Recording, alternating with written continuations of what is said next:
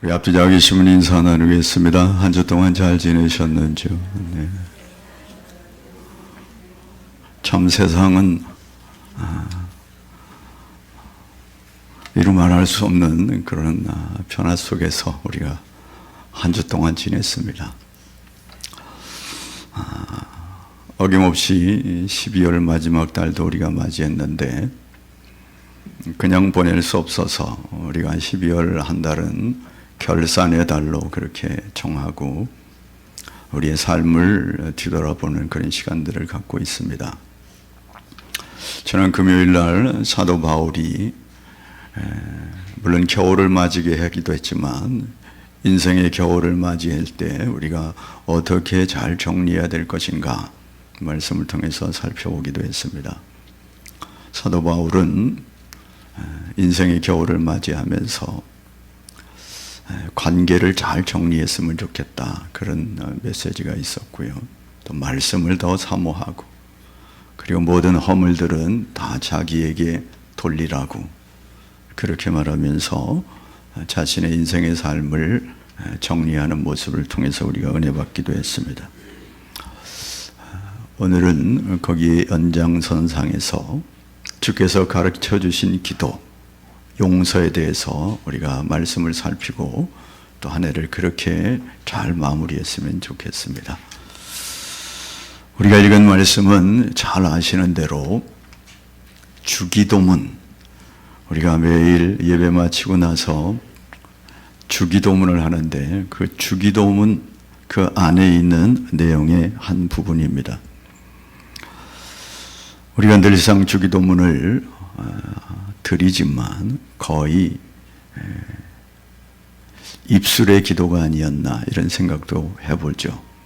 그 내용의 의미를 잘 파악하면서 우리가 기도를 해야 하는데 그냥 당연히 끝나는 기도로 그렇게 알고 하다 보니까 그 의미들을 우리가 놓칠 때가 참 많죠. 주님께서 제자들에게 너희는 이렇게 기도하라 그러면서 주기도문을 우리에게 알려주셨습니다. 그래서 제자들이 이 기도를 하고 우리도 그렇게 기도하는 것이죠. 우리가 기도를 누구에게 하는가? 주님께서 하늘에 계신 우리 아버지 그렇게 이름을 부르고 기도하라고 가르쳐 주셨습니다. 하늘에 계신 우리 아버지여, 하늘에 계신 하나님을 우리 아버지라고 부르면서 기도하도록 그렇게 하셨습니다. 하나님을 아버지라고 부르려면 그분의 자녀가 되어야 되지 않겠습니까? 그분의 자녀라야 하나님을 아버지라 부르죠. 그러면 하나님을 아버지라 부르는 그 사람들은 누구인가? 우리가 잘 아는 대로 요한복음 1장 12절 말씀입니다. 영접하는 자 곧 그 이름을 믿는 자들에게는 하나님의 자녀가 되는 권세를 주셨으니 영접한다 그것은 곧 그 이름을 믿는 자다. 그 이름이 누굽니까? 예수 그리스도입니다. 예수 그리스도께서 나를 위해 죽으시고 부활하셔서 나의 구원을 이루셨다. 그분이 하나님의 아들이다. 이 사실을 믿는 자, 그 사람이 바로 영접하는 자가 되면 그 사람에게 자녀가 되는 권세를 부여하신다는 겁니다. 하나님의 자녀가 되면 좋은 일이 참 많죠. 하나님의 자녀가 되면 우리가 잘 아는 대로 하나님을 아버지라 부르면서 하나님의 나라를 상속받게 됩니다. 그래서 하나님의 자녀들은 장차 그 나라를 이어받게 되죠. 뿐만 아닙니다. 이 땅에 살아도 우리의 영혼이 아주 행복하게 영원히 살아갈 수 있습니다. 성령님과 동행하며 살아갈 수 있습니다. 하나님이 주시는 능력 가운데 살아갈 수 있습니다. 그리고 오늘 우리가 다루려고 하는 것처럼 하나님의 자녀가 하나님께 기도할 수 있습니다. 기도라고 하는 것은 청구권이라 그렇게도 말할 수 있습니다. 하나님, 나 이거 어렵습니다. 하나님, 나 이 문제 좀 도와주세요. 하나님, 이 문제 좀 해결해 주시기 바랍니다. 그러면서 하나님께 청구할 수 있는 자격이 자녀에게 있다는 거죠. 아버지, 이번에 등록금 나왔습니다. 아버지, 이번에 신발 하나 사주세요. 이렇게 자녀들이 자기 부모에게 요청할 수 있지 않습니까? 그걸 기도라고 하는 거죠. 우리가 하나님께 어떤 상황이든지 어떤 문제이든지 얼마든지 요청할 수 있습니다. 때로는 울부짖으며 하나님께 기도할 수 있습니다. 하나님께서는 우리에게 작은 신음에도 응답하신다고 약속하십니다. 여러분, 그래서 우리가 기도라는 것은 굉장히 우리에게 유용한 것이고 필요한 것이죠. 우리가 무엇을 기도해야 되는가? 하늘에 계신 우리 아버지요, 이렇게 부른 다음에 하나님의 영광을 위하여 기도하고요, 하나님의 뜻이 이 땅에 이루어지길 기도하고요, 그리고 우리 자신의 필요를 구합니다. 우리의 자신의 필요는 일용할 양식이라고 표현하기도 하고요, 또한 우리가 우리 죄를 위해서도 용서해 달라고 기도할 수 있다고 가르쳐 주셨습니다. 그래서 주님이 가르쳐 주신 이 기도 중에서 특별히 용서 부분을 우리가 다루면서 이 한 달 우리가 한 해를 마감하면서 이 용서를 우리가 어떻게 받고 어떻게 실천해야 할 것인가, 그 부분에 도전을 받으려고 합니다. 세 가지 말씀을 이 본문 말씀에서 살펴보려고 하는데, 첫째는 주님이 이런 기도를 가르쳤다는 것은 저와 여러분이 날마다 용서가 필요한 사람들이라는 것을 가르쳐주고 있습니다. 저와 여러분이 왜 용서를 필요로 할까요? 조금 전에도 권사님이 기도하시면서 하나님, 우리가 알고 짓고 모르고 짓고 마음으로 짓고 몸으로 짓고 이런 죄들을 용서해 달라고 기도했는데, 저와 여러분이 어떤 존재인가? 로마서 3장 23절에는 우리가 이런 존재라고 말합니다. 모든 사람이 죄를 범하였음에 하나님의 영광에 이르지 못하더니, 모든 사람이 죄를 지었어요. 여기에 예외된 사람은 아무도 없습니다. 뿐만 아니라 죄를 범할 수밖에 없는 그런 구조를 가지고 있고요, 그런 본성들을 가지고 있는 것이 인생 아니겠습니까? 우리는 그럴 수밖에 없어요. 이 땅에 살아가는 동안은. 그 용서는 어디에서 오는가? 하나님으로부터 오는 것이죠. 이사야 1장 18절 19절에 하나님이 이렇게 말씀하십니다. 여호와께서 말씀하시되 오라, 너희 죄가 주홍 같을지라도 눈과 같이 희어질 것이고 진홍같이 붉을지라도 양털같이 희게 되리라. 아멘. 저와 여러분에게 하나님이 오라는 거예요. 와서 우리의 죄를 자백하면 하나님이 우리의 죄가 주홍 같을지라도 눈과 같이 희게 만들어 주시고 진홍같이 붉을지라도 양털같이 희게 깨끗하게 해주신다고 약속하고 있습니다. 여러분, 그래서 우리가 주님이 말씀하신 이 기도를 할 수 있는 거죠. 그게 뭐죠? 우리 죄를 사하여 주옵소서, 우리 죄를 용서하여 주옵소서, 이렇게 주님 앞에 기도하면 눈같이 양털같이 그렇게 해주시겠다는 약속이죠. 여러분, 우리가 죄를 짓지 않으면 얼마나 좋겠습니까만은 우리가 함께 어울려 살아가는 존재이다 보니까 우리가 서로 부딪히기도 하고 서로 상처를 주기도 하고, 참 이게 부부 사이에 더 심하고 부모와 자녀 사이에도 그렇고 형제끼리도 그렇고 친척들도 그렇고, 여러분 그렇게 부딪히면서 살아가기 때문에 어쩔 수 없어요. 불완전한 인생들이라서 상처를 주고 받기도 하고, 그러니까 우리는 용서하며 살아야 하는 것이죠. 여러분, 행복은 먹고 마시는 데만 있는 거 아닙니다. 관계를 어떻게 맺고 살아가느냐, 거기에 따라서 먹는 것도 행복할 수 있고요, 고기를 먹지 않더라도 마른 반찬을 먹더라도 그 관계가 좋아지면 행복하게 살 수 있다고 성경은 말하지 않습니까? 그렇습니다. 저와 여러분이 막 갈등과 미움 속에서 한 집안에 살고 그런 갈등 속에서 먹고 마신다면 별로 영향이 되지 않을 것 같습니다. 그래서 용서를 구하는 기도는 일용할 양식처럼 우리에게 정말 필요한 거죠. 그래서 우리 매일 용서를 구하며 살아가야 하는 거죠. 사람들이 죄를 짓는 유형은 다 다를 수 있습니다. 우리 육체의 구조도 그 사람이 약한 부분이 있지 않습니까? 어떤 분은 소화기 계통이 약하고요. 어떤 분은 호흡기 계통이 약합니다. 그래가지고 병이 항상 그쪽으로 와요. 신경만 써도 위가 안 좋은 사람은 소화기 계통에 문제가 생기죠. 어떤 사람은 조금만 찬바람이 불면 호흡기 계통에 약해서 항상 감기 걸리고 그러죠. 죄의 유형도 그래요. 어떤 사람은 돈에 참 약합니다. 어떤 사람은 정욕에 참 약합니다. 어떤 사람은 관계를 잘 못해서 이 관계 때문에 항상 그 사람 때문에 문제가 생기기도 해요. 그러다 보니까 우리 죄의 유형들이 참 갖가지입니다. 여러분, 그리고 어떤 사람들은 그래요. 뒤끝이 없다고 말하면서 자신은 아주 착한 사람처럼 말하죠. 그런데 뒤끝이 없는 게 아니라 이미 상대는 상처를 받았거든요. 그 상처를 해결해 줘야 될 텐데 상처를 해결해 줄 생각은 없고 던져놓고 자신은 뒤끝이 없다고 말해요. 그런데 상대는 그것 때문에 잠을 못 잘 수 있지 않습니까? 우리가 이렇게 불완전한 존재입니다.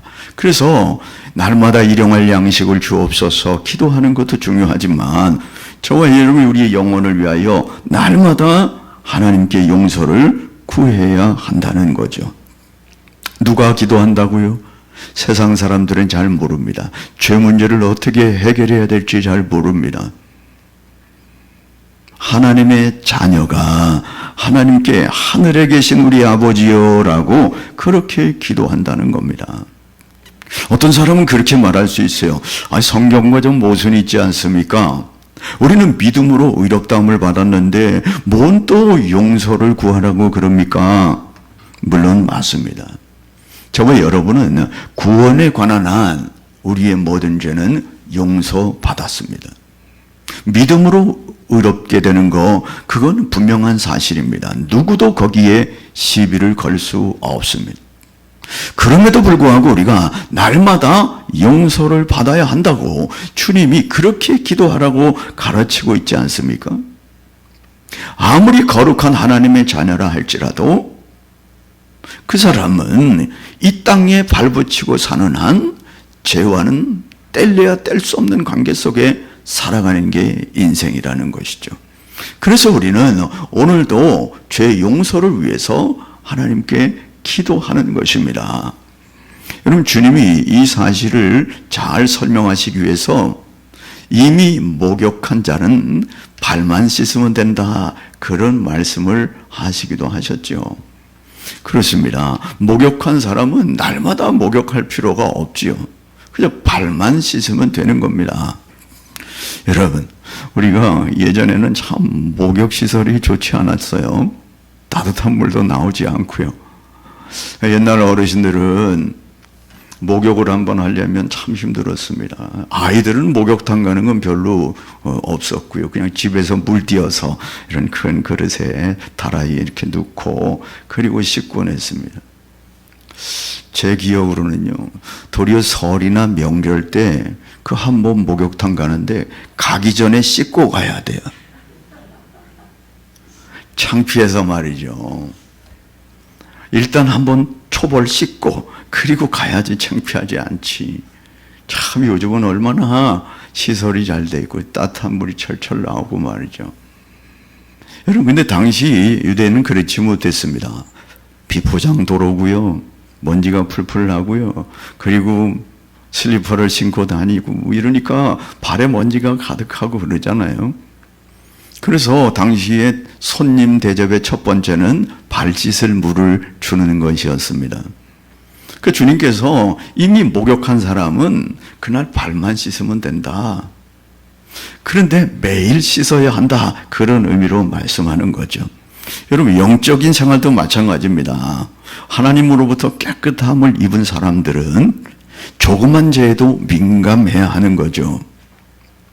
예를 들면 양복을 깨끗하게 차려입은 사람은 뒤에 비듬이 하나 떨어져도 닦으려고 그래요.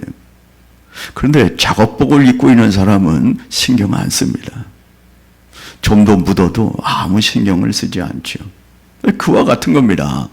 우리의 영혼이 깨끗한 사람은 작은 죄에도 민감하지만 그렇지 못한 사람은 죄와 뒹굴러도 아무런 상관이 없는 거죠. 분명한 것은 저와 여러분은 늘 이 죄에 민감해야 되고 죄를 날마다 회개하는 그런 존재로 살아가야 한다는 거죠. 하나님의 놀라운 은혜를 깨달으면 깨달을수록 늘 회개하고 마음으로 짓고 몸으로 짓고 입술로 짓고 이런 보는 것이 죄고 듣는 것이 죄니까 우리는 한 날을 마무리하면서 기도해야 하고요. 한 해를 정리하면서도 기도해야 하고요. 정말 저와 여러분은 날마다 용서를 필요하는 존재라는 것을 주님이 우리에게 가르쳐주고 있습니다. 그런데 두 번째 우리가 생각해야 할 것은 이 기도를 하는데 우리에게 굉장히 불편한 기도를 하라고 하시는 거예요. 그게 뭐냐? 우리가 읽은 본문인데 6장 12절을 다시 한번 읽어보겠습니다. 우리가 우리에게 죄 지은 자를 사하여 준 것 같이 우리 죄를 사하여 주시옵고. 그냥 우리 죄만 용서해달라고 그러면 그냥 마음이 편하겠는데 그 앞에 전제 조건이 있어요. 뭐라고요? 내가 상대를 용서해 준 것 같이 내 죄를 용서해 달라는 거예요. 이렇게 기도를 하라고 주님이 말씀합니다. 참 다른 기도는 모를까? 이 기도는 우리를 굉장히 곤란하게 만드는 것 같아요. 난처하게 만들어요.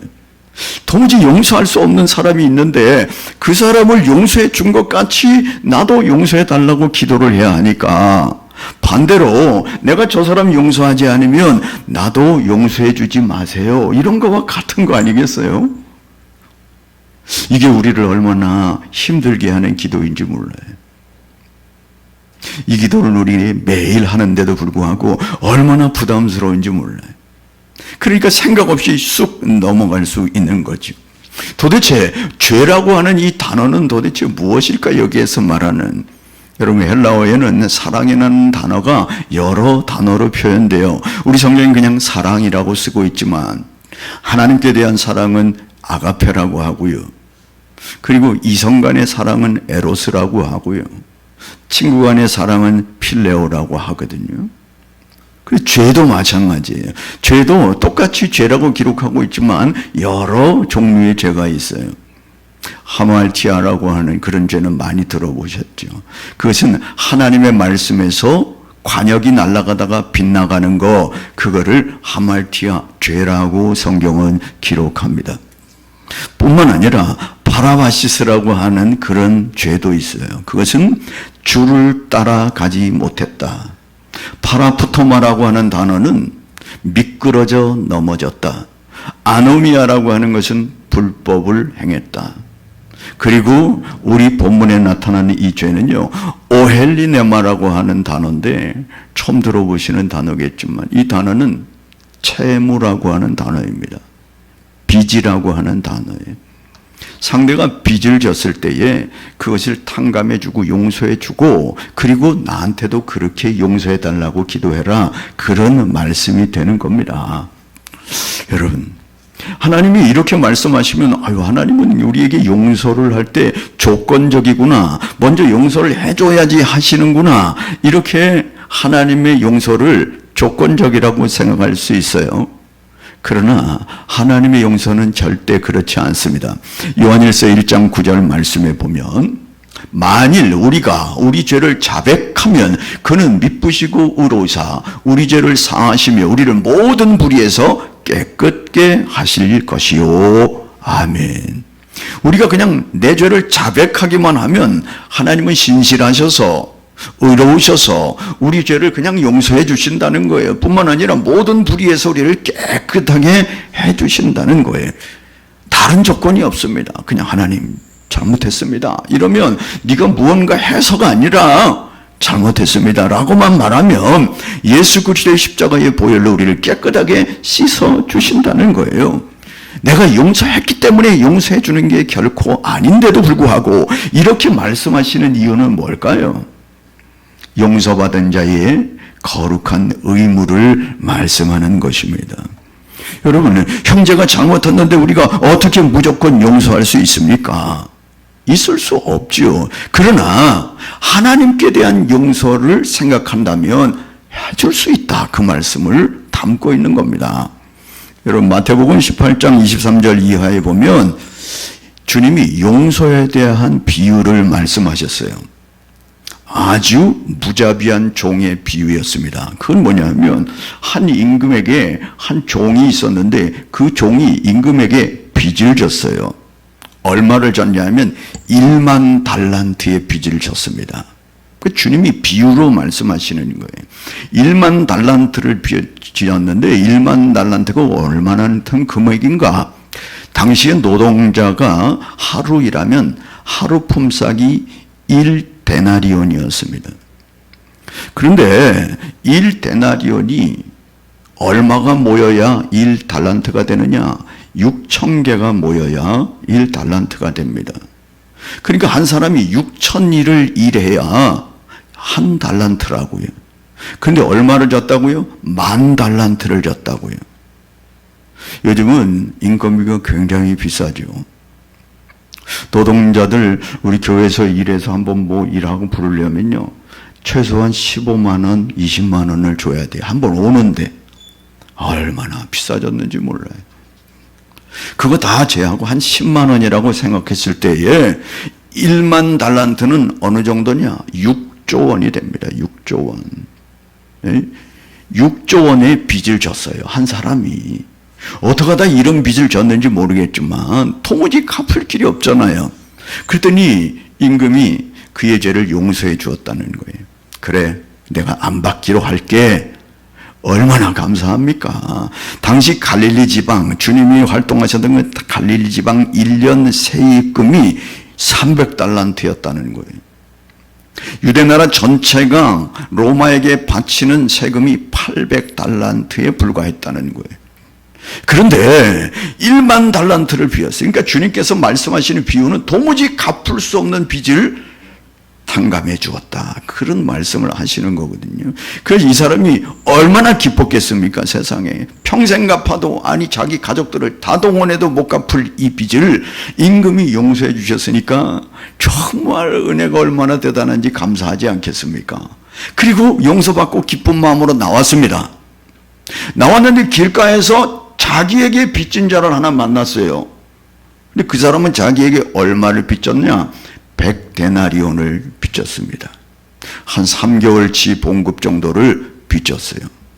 너 잘 만났다. 그래가지고, 야, 너 내 빚 어떻게 됐어?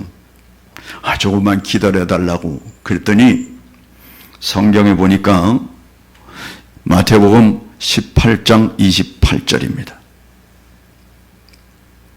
마태복음 18장 28절 없나요? 거기 보면 이렇게 되어 있어요. 그 종이 나가서 자기에게 100데나리온 빚진 동료 한 사람을 만나 붙들어 목을 잡고 이르되 빚을 갚으라 하며. 어떻게 했다고요? 목을 잡고. 동료의 목을 잡고 너 100데나리온 안 주면 너 가만 안 놔둘 거야. 세상에. 자기는 감당할 수 없는 6조 원의 빚을 탕감받아 놓고 100데나리온이면 100만 원 정도밖에 안 되는, 아니 10만 원, 100만 원인가요? 이 정도밖에 안 되는 그것 때문에 목을 잡고 너 가만 안 놔두겠다고. 그래가지고 그렇게뿐만 아니라 그를 어떻게 했냐면 옥에 가둬버렸어요. 여러분, 그래서 주님께서 그 이야기를 듣게 되었다는 임금이. 한 종이 달려왔습니다. 주인님, 임금님, 그 용서받은 사람이 말이죠, 100데나리온 진 사람을 옥에 가둬버렸어요. 세상에, 임금이 얼마나 화가 났겠습니까? 그래가지고 그를 다시 불러가지고 너 어떻게 그럴 수 있느냐? 이놈을 옥에 가둬라. 그래가지고 옥에 갇혔다는 거예요. 그러면서 주인이 18장 32절 33절에 이렇게 말합니다. 이에 주인이 그를 불렀다가 말하되 악한 종아, 내가 빌기에 내가 내 빚을 전부 탕감하여 주었거늘 내가 너를 불쌍히 여김과 같이 너도 그 동료를 불쌍히 여김이 마땅하지 아니하냐? 이렇게 하고 그가 옥에 갇혔는데 빚을 다 갚도록 꺼내주지 마라, 이렇게 말씀하셨어요. 도대체 6조 원을 그 감방에서 옥에서 어떻게 갚습니까? 끝난 거예요, 인생이. 자기가 그 큰 은혜를 받았으면서도 자기에게 조그만 빚을 진 사람을 용서하지 아니함으로 말미암아 다 무효가 돼버렸어요. 그러면서 그 결과를 이렇게 말씀해요. 주님이 하시는 말씀이에요. 마태복음 18장 35절 말씀이에요. 너희가, 이렇게 읽어보겠습니다. 너희가 각각 마음으로부터 형제를 용서하지 아니하면 나의 하늘 아버지께서도 너희에게 이와 같이 하시리라. 아멘. 여러분, 이게 저와 여러분의 모습은 아닌지 한번 살펴봐야 되죠. 여러분, 왜 우리가 형제의 죄를 완전히 용서하지 못하는 걸까요? 잊어버리지 않기 때문에 그래요. 상처받은 것을 계속 간직하고 있기 때문에 그래. 자꾸 되새기기 때문에 그래. 그렇기 때문에 분노가 일어나는 것이죠. 더 기가 막힌 것은 용서해 주었는데도 불구하고 똑같은 짓을 하는 거예요. 한번 큰 마음 먹고 그래, 털어버려야지 하고 털어버리고 용서를 해 주었는데 다음날 만나니까 똑같은 일을 하는 거예요. 그러니까 우리는 참지 못하는 것이죠. 여러분, 감당하기 힘든 일이 얼마나 많은지 몰라요. 아니, 안 보고 살면 또 몰라. 매일 만나고 살아. 매일 한 집에서 사는데 용서해 줬는데도 또 그 다음날 보면 똑같아. 아유, 이번도 또 용서해 주지. 용서해, 그 다음날 또 똑같아. 얼마 지나면 똑같은 그런 습성을, 그런 모습을 보여주니까 우리는 용서가 안 되는 거예요.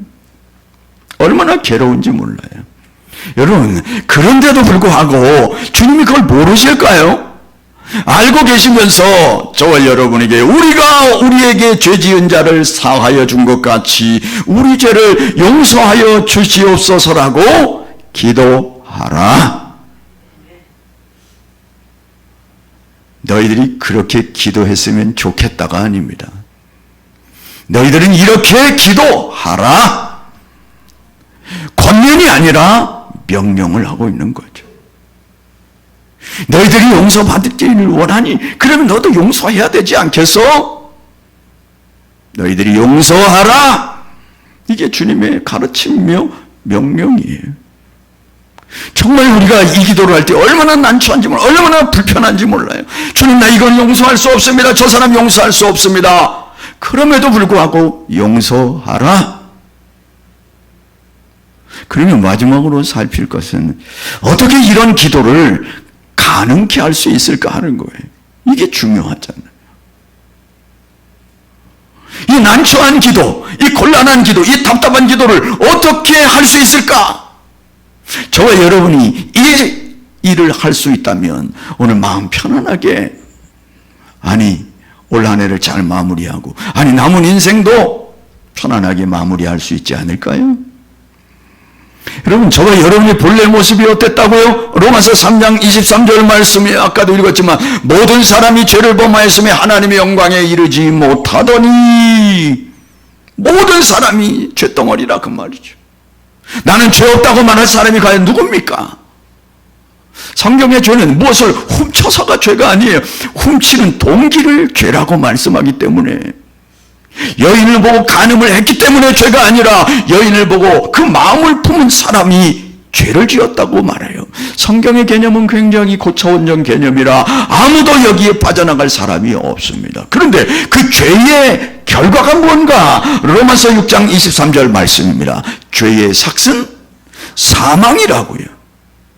그래서 다 죄 때문에 죽는 인생이 된 거죠. 이 죄의 문제를 해결하지 않으면 죽음과 연관을 뗄 수가 없다는 거예요. 이게 우리의 모습인 거 아닙니까? 그래서 주님께서는 저와 여러분의 이 죽음의 문제를 해결하기 위하여 한 방법을 만들어 놓으셨습니다. 그게 뭘까요? 이사야 53장 6절 말씀입니다.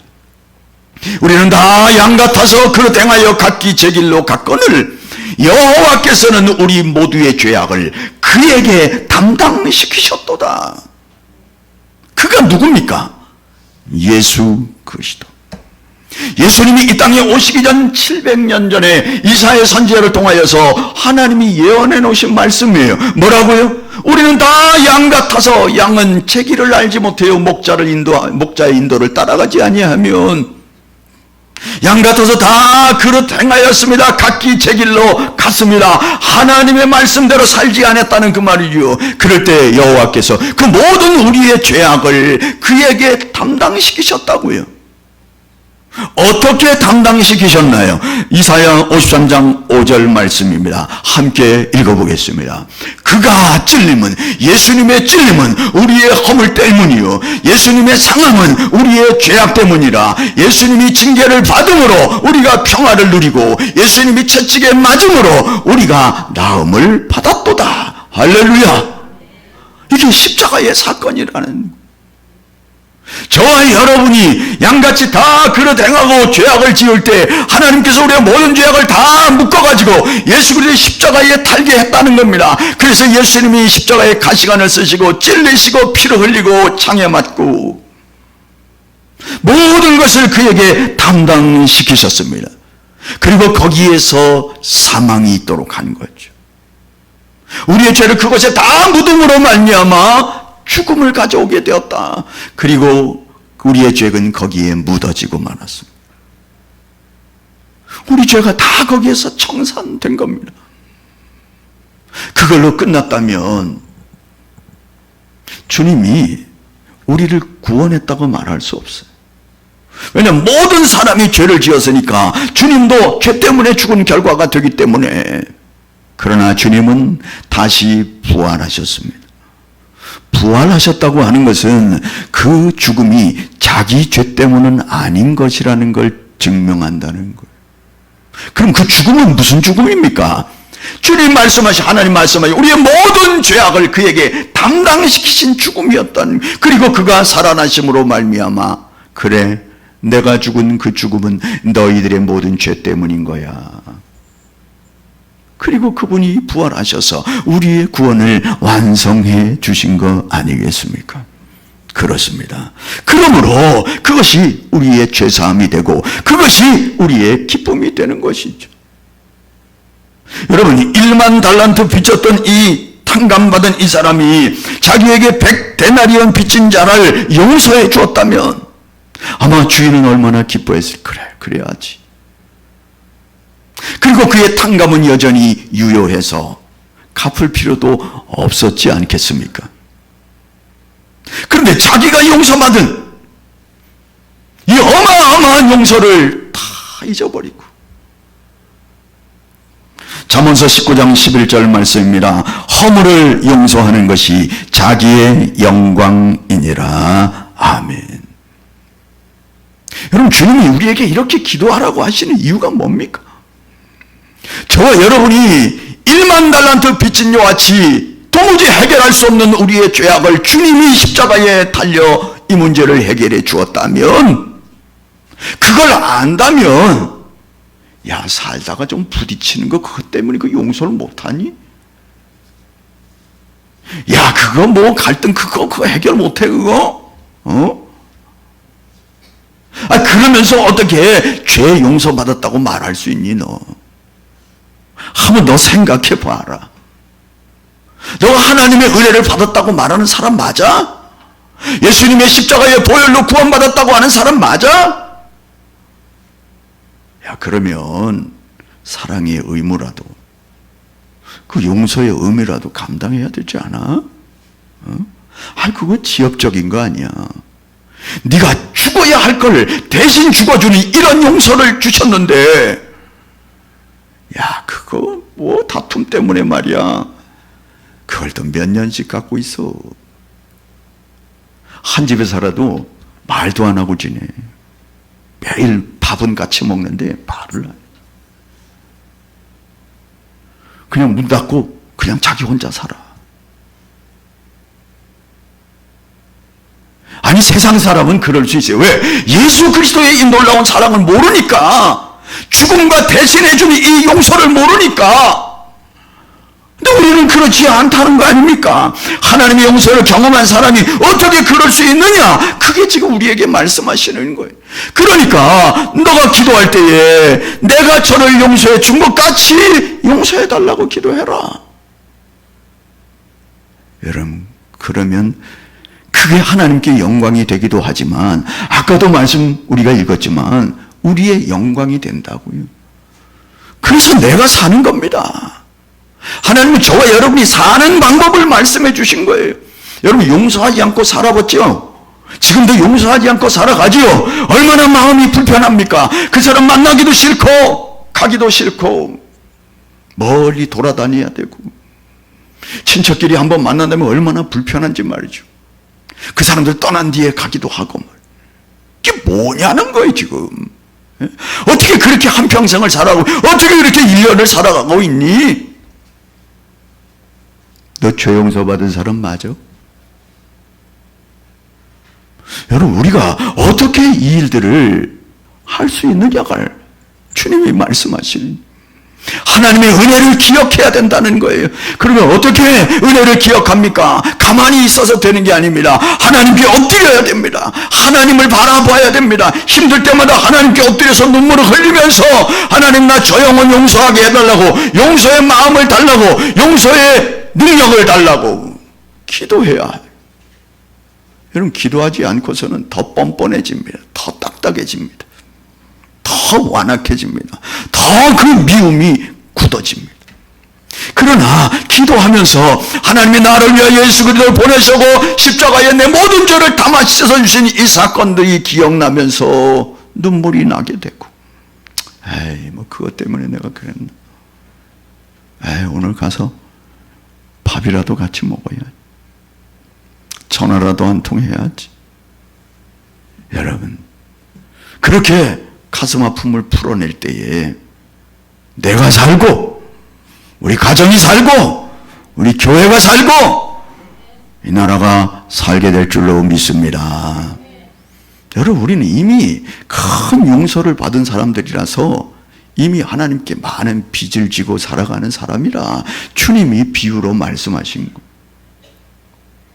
그러면 우리가 올 한 해를 뒤돌아보면서, 아이, 그때 그 아무것도 아닌 것 말 가지고 말이야, 괜히 섭섭해가지고, 그걸 풀어야죠. 여보, 내가 그때 이해하지 못한 건 미안해. 그럼 한 번 다 끌어안아주고 말이죠.